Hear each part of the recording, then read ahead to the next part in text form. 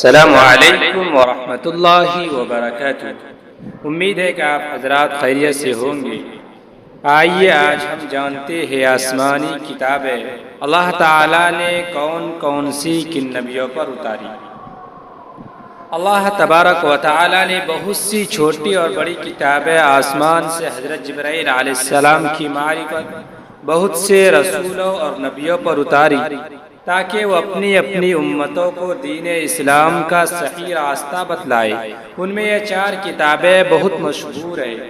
توریت شریف جو حضرت موسیٰ علیہ السلام پر نازل ہوا، زبور شریف جو حضرت داؤد علیہ السلام پر نازل ہوا، انجیل شریف جو حضرت عیسیٰ علیہ السلام پر نازل ہوا، قرآن مجید جو ہمارے نبی حضرت محمد مصطفیٰ صلی اللہ علیہ وسلم پر نازل ہوا۔ قرآن مجید اللہ تعالیٰ کی آخری کتاب ہے۔ اس کے بعد نہ کوئی کتاب آسمان سے اتری اور نہ قیامت تک اترے گی۔ قرآن مجید ہی کا حکم چلتا رہے گا۔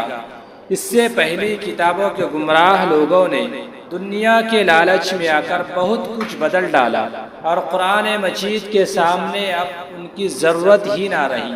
اس لیے قرآن مجید کی حفاظت کا وعدہ اللہ تعالیٰ نے خود فرمایا ہے، اس کو کوئی نہیں بدل سکتا، اور اسی وعدے کے موافق اب تک موجود ہے اور قیامت تک موجود رہے گا۔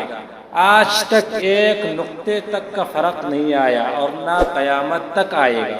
اللہ تعالیٰ نے اس کی حفاظت کا انتظام اس طرح کیا ہے کہ مسلمانوں کو اس کے زبانی یاد کرنے کا شوق عطا فرمایا ہے اور اس کا پڑھنا اور یاد کرنا آسان کر دیا ہے۔ اتنی بڑی کتاب اور 2-4 سال میں زبانی یاد ہو جاتی ہے۔ دنیا بھر میں اس قدر حافظ قرآن موجود رہتے ہیں کہ اگر خدا نہ کرے چھپے ہوئے قرآن تمام روئے زمین پر نہ رہے تو اس طرح حافظوں کے ذریعے سے قرآن تیار ہو جائے گا۔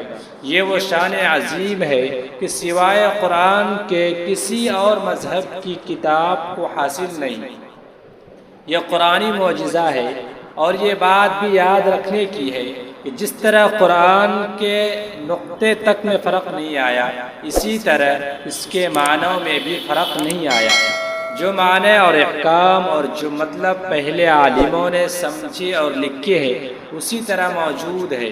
ان کو فقہ اور تفسیر اور حدیث کہتے ہیں، اور ہزارہ متقی عالم ان کی حفاظت میں لگے رہے اور لگے رہتے ہیں۔ اب کوئی دنیا کے لالچ میں آ کر قرآن و حدیث اور فقہ اور تفسیر کے نئے معنی اپنا مطلب بنانے کو بدلے اور گڑھے، وہ بے دین اور گمراہ ہے، وہ خود ہی بدل جائے گا، مٹ جائے گا۔